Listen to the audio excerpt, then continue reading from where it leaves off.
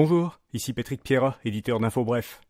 Avant de débuter ce bulletin, un mot sur le nouveau podcast Dollar et Cent. C'est l'allié idéal de votre portefeuille car dans chacun de ces épisodes, il vous offre des astuces faciles à intégrer à votre quotidien pour économiser des milliers de dollars par année sans avoir à faire de budget. Découvrez-le en cliquant le lien dans la description de cet épisode. Bonne écoute. Voici l'essentiel des nouvelles en ce vendredi 15 décembre. Le gouvernement Legault a annoncé près de 24 millions de dollars sur 5 ans pour la défense des droits et pour la dignité et le bien-être des personnes LGBTQ+. Le plan du gouvernement prévoit une quarantaine de mesures qui visent à améliorer la qualité de vie des personnes LGBTQ+. La majorité du budget ira à des organismes communautaires qui travaillent auprès de ces communautés. Du montant total, 4 millions de dollars serviront à renforcer la capacité d'action du Bureau de lutte contre l'homophobie et la transphobie. Québec accepte de limiter la hausse des tarifs universitaires pour les étudiants canadiens. Les étudiants des autres provinces qui étudient dans une université anglophone du Québec devront désormais payer un tarif minimal annuel de 12 000 $. Le tarif était jusqu'ici de 9 000 $ minimum par an. Il devait passer à 17 000 et donc le gouvernement va l'augmenter seulement à 12 000. Cette augmentation ne concerne que McGill et Concordia. Les étudiants canadiens qui choisissent une université francophone resteront au tarif actuel de 9 000 $. Ce sera également le cas s'ils choisissent l'université Bishops de Sherbrooke qui dispose d'un statut particulier, même si c'est une université anglophone.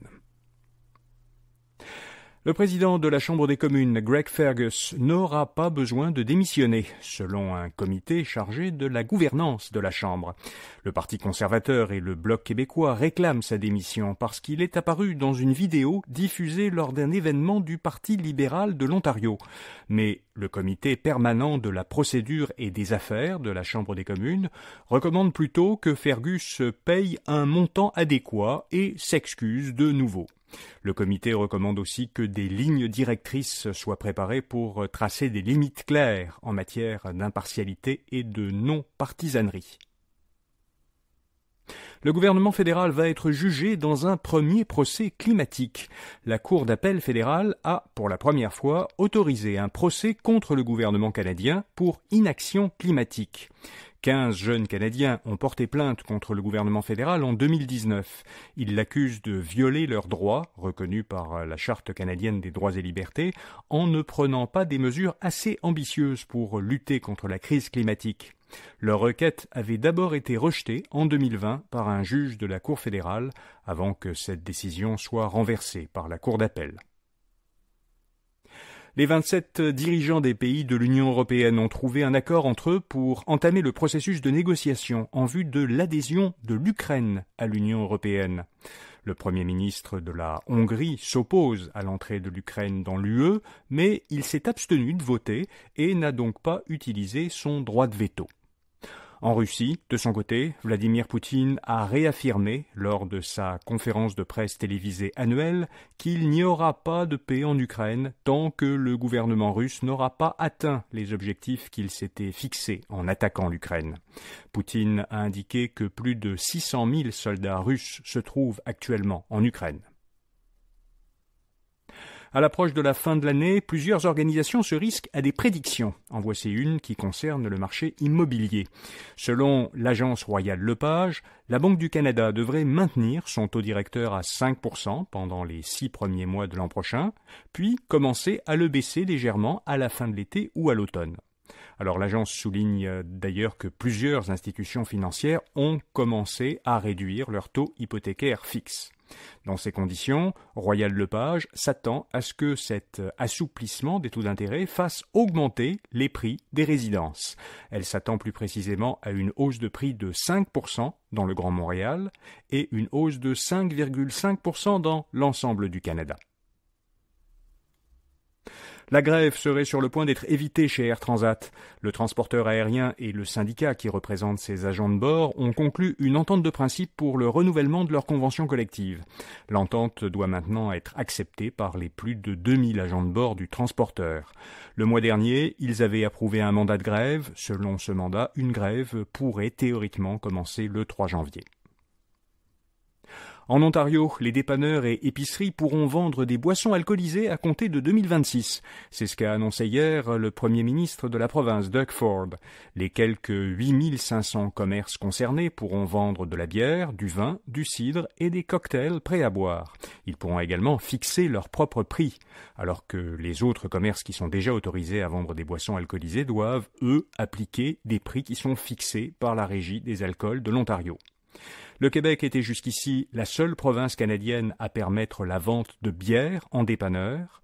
L'Ontario deviendra en 2026 la première à autoriser dans ses commerces la vente de cocktails prêts à boire. L'application Threads est désormais disponible en Europe et à ses 450 millions d'habitants.